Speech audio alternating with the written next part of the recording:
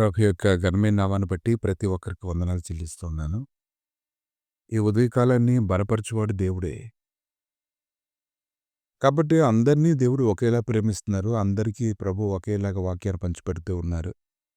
అందరినీ వృద్ధిలోకి తేవాలని అతను ఎంతగానో కోరుకుంటూ ఉన్నాడు. కొరింథీయులకు రాసినటువంటి పత్రిక 3వ అధ్యాయం 7వ వచనం. 1 కొరింథీయుల్లో చూసినట్లయితే 3వ అధ్యాయం 7వ వచనం.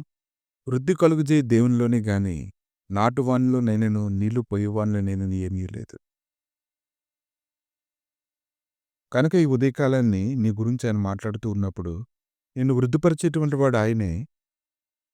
నిన్ను బలపరిచి స్థిరపరిచేటువంటి వాడు ఆయనే. నాటువాడిలో గాని, నీళ్లు పోయేవాడిలో గాని ఏమీ లేదు. అంటే ఈరోజు నిన్ను పోషించడంలో, నిన్ను బలపరచడంలో, నిన్ను స్థిరపరచడంలో దేవుని యొక్క సహాయం ఎంత అవసరమో నీకెవరైతే పోషిస్తున్నారో, బలపరుస్తున్నారో, ఆ వ్యక్తిని దేవుడు బలంగా నడిపిస్తూ ఉండడం వల్ల నువ్వు పోషింపబడుతూ ఉన్నావు. కానీ వృద్ధి కలుగజేయవాడు దేవుడే అని ప్రతి ఒక్కరితో ఆయన మాట్లాడుతూ ఉన్నారు. కనుక సమస్తము జరిగించేటువంటి దేవుని యొక్క క్రియలు ఎటువంటివో, ఆయనకు శక్తి ఎలాంటిదో, ఆయన బలం ఎలాంటిదో, నిరంతరము అతను నీ కొరకు ఆలోచన చేస్తూనే ఉంటాడు. కాబట్టి ఉదయకాలం మందు విత్తినా, అస్తమయం మందు విత్తినా, ఏ సమయంలో విత్తినా సరే, అన్నీ అవి ఫలించాలి అంటే అది దేవుడి యొక్క కృప. ఆ యొక్క కృపలో మనం ఉన్నాము. కనుక దేవుడే ఈ దినాన నిన్ను అభివృద్ధి పరుస్తూ ఉన్నాడు. కాబట్టి విత్తువాడు వాక్యం విత్తుతూ ఉన్నాడు. మార్కు సువార్త 4వ అధ్యాయము 14 వచనాల్లో. త్రోవపక్క నుండి వారు ఎవరనగా వాక్యం వారిలో విత్తబడును. గాని వారు వినిన వెంటనే సాతాను వచ్చి వారిలో విత్తబడిన వాక్యం ఎత్తుకొని పోవును. అటువలే రాతి నెలలో విత్తబడిన వారు ఎవరనగా వాక్యం విని సంతోషంగా అంగీకరించువారైతే వారిలో వేరు లేనందున కొంతకాలం వారు నిలుతురు గాని వాక్యం నిమిత్తము శ్రమ అయినను హింస అయినను కలుగగానే వారు అభ్యంతరపడుదురు.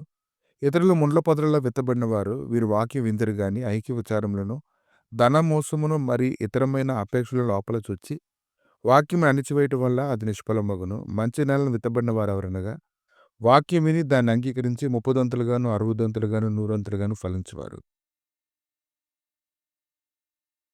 కనుక రకరకాల విత్తనాలు విత్తబడలేదు గాని రకరకాల మనస్తత్వాలు కలిగినటువంటి మనుషుల మధ్యలో దేవుడి యొక్క వాక్యం అది విత్తబడుతుందని అది మనం తెలుసుకోగలగాలి.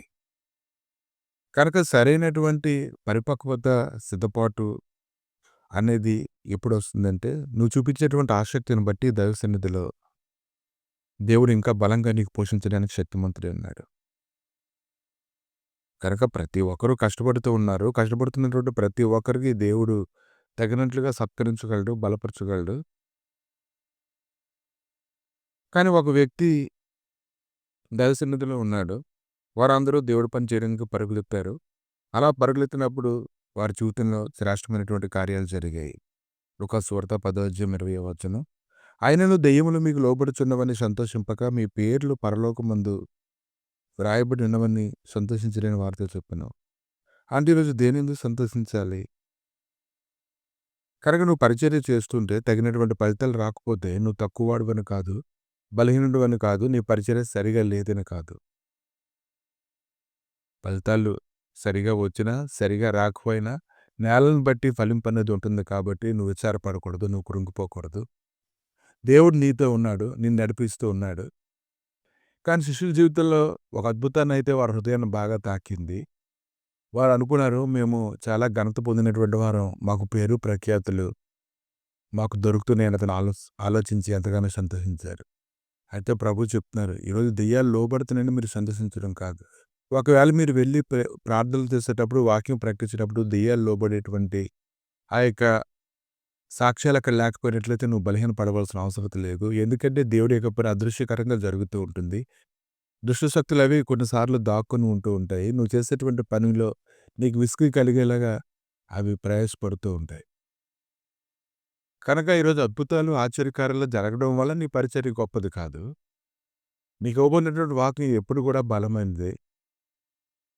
కనుక దెయ్యాలు నీకు లోబడినా, లోబడకపోయినా ఇతరులను తెలుసుకోవాల్సిన విషయం ఏంటంటే, మీ పేర్లు పరలోకమందు రాయబడి ఉన్నావు కాబట్టి నీకు పని అప్పగించబడింది.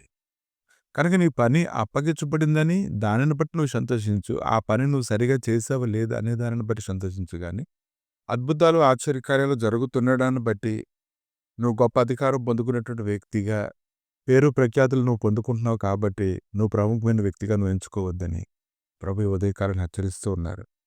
కనుక శ్రేష్టమైనదేదో నువ్వు తెలుసుకోగలగాలి. శ్రేష్టమైనదేదో ఈరోజు గాని నువ్వు తెలుసుకోగలిగితే నువ్వు ప్రాముఖ్యమైనటువంటి వ్యక్తిగా ఉంటావు. దేవుని చేతిలో నువ్వు ఉంటావు. దానిని బట్టి నువ్వు ఆనందించు. ప్రభువా ఈ ఉదయకాలాన్ని తండ్రి నీ గాయపడిన హస్తాలకి ప్రతి ఒక్కరిని అప్పగించి ప్రార్థన చేస్తుండగా నీ సన్నిధి వారి మీద ఉంచి సమస్తమును ఎరిగినట్లుగా కృప దయచెల్లి తండ్రి. మంచి అభిప్రాయాలు కలిగి ప్రభు దాంట్లో కుదర్చబడినట్లుగా కృపనిచ్చి వారు ప్రకటిస్తూ ఉన్నారు కనుక, ప్రయాసపడుతూ ఉన్నారు కనుక, అన్ని విషయములలోనైనా నీ గొప్ప మహత్యమును కలుగజేసి మీరే మహిమగంత ప్రభావాలు పొందమని యేసుక్రీస్తు నామమున అడిగి వేడుకుంటున్నాము తండ్రి. ఆమేన్.